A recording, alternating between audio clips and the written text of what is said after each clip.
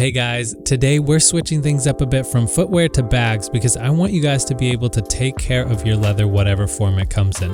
Faded leather can be frustrating because even if your leather is in good shape like this bag, just discolored, you may become embarrassed of its appearance. So I'm going to show you how to both re-dye and hydrate your leather all in one go. Let's get to it.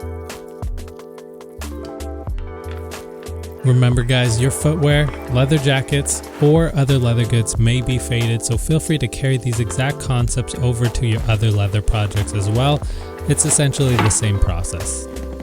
So the first thing I'll be using is a lighter, and it is not for the leather, it's actually for the stitches. I noticed that there were quite a few loose threads, so I'm going to heat seal them so they do not unravel any further. Alright, so this bag isn't actually very dirty, and even if it were, the products I'll be using today can take care of all of that in one go. Rather, this bag was probably left in a car or in direct sunlight near a window for long periods of time, and the sun bleached the pigment from the leather.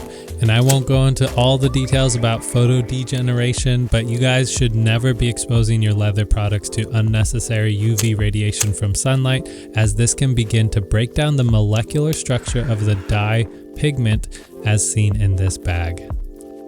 Next, onto the products we need for the job. Today I'll be using Leather Heroes Leather Cream, which cleans, softens, and restores old and dry leather. It's great for leather sofas, footwear, jackets, car seats, and of course purses. I love the consistency. It's light enough to absorb deep into the pores, but thick enough to spread easily throughout the bag. It's actually the perfect consistency I was looking for to mix with the dye that we'll be using today.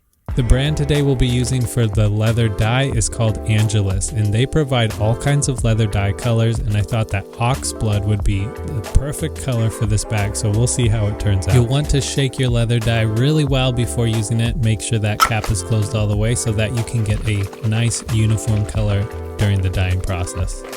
I'll be grabbing a non-porous glass bowl to mix my dye and leather conditioner in. The ratios will obviously differ depending on the size of your project and what color you're looking for, but once it looks just right, you guys should be good to go. Just note that the dye may dry lighter than it looks when it's wet, so mix accordingly. And honestly guys, if you have a white or lighter colored leather, you can virtually choose whatever color you want to customize your leather with. That is, depending on the primary color your leather has.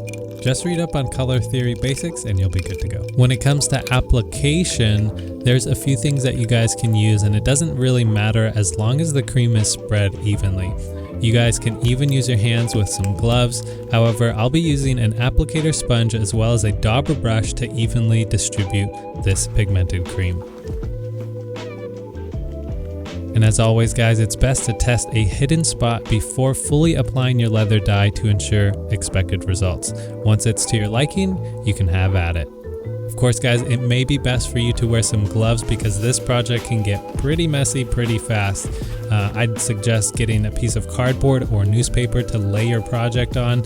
For me personally though, I like to get my hands dirty and I'm pretty clean with my work, but you definitely want to take the precautions you may need.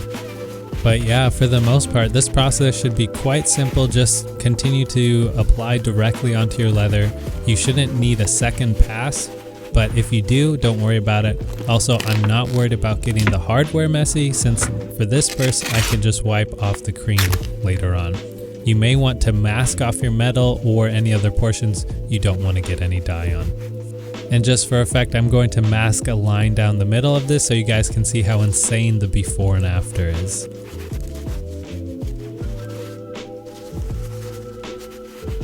And if you guys are enjoying or have gotten value so far, please smash that like button to let me know.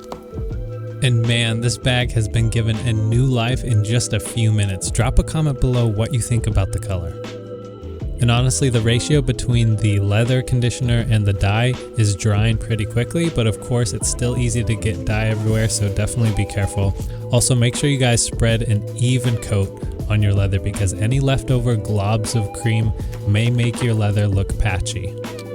Also, this dye mixed cream is going to maintain the patina of your leather. It's not a thick, flat, one color cream. Rather, it's going to leave those beautiful lighter and darker spots that give your leather character rather than just that flat color, which I prefer much more. Now, once you've fully applied your pigmented cream across the entirety of your leather, I would highly suggest going back and scrubbing it with a brush to really get the dye into all the crevices. And this is going to ensure that no spot is left dry. Now, at this point of putting so much dye on here, I didn't want it to get on the table, so I decided to lay some paper down so I could easily do the bottom of the bag.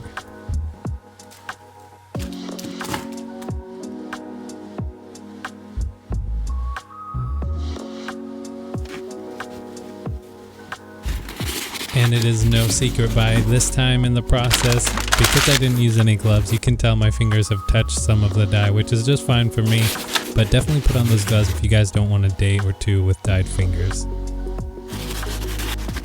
And to be completely honest, at first I wasn't so sure about how this color was turning out because I was hoping for something a little bit darker, but I will say it has grown on me and I'm actually really now pleased with how it's turned out.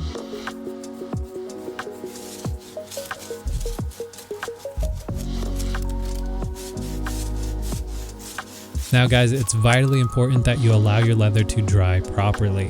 That may be 24 hours or sooner depending on your weather situation and temperature, but after that it would be wise to wipe down any residue or excess pigmented cream that didn't soak in.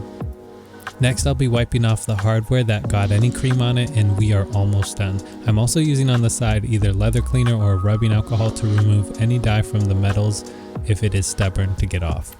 For me, all the dye came off the hardware and it's looking amazing, but I also wanted to note that a few people asked about how to remove scratches from hardware, and unfortunately that's something outside of my control.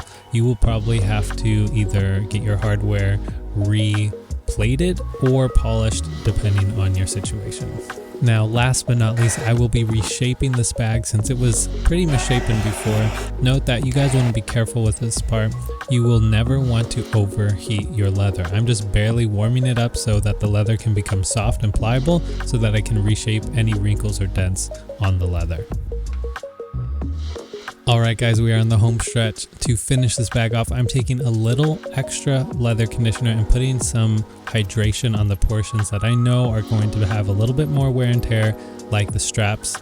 The flexing and bending is going to benefit a lot from this to prevent drying and cracking, and we are right about finished. Lastly, I just wanted to address any concerns that you guys had about dye transfer.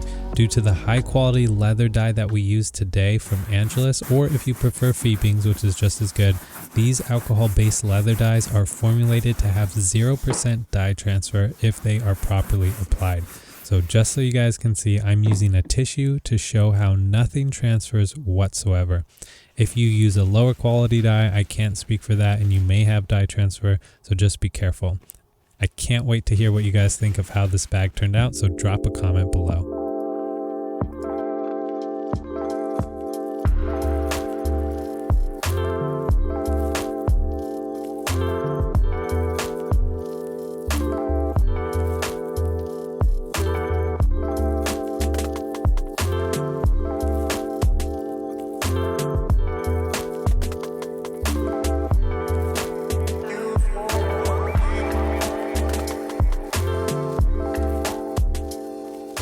Thank you guys so much for watching. Redyeing your leather doesn't have to be hard, and I hope that I've made it pretty simple for you guys to do.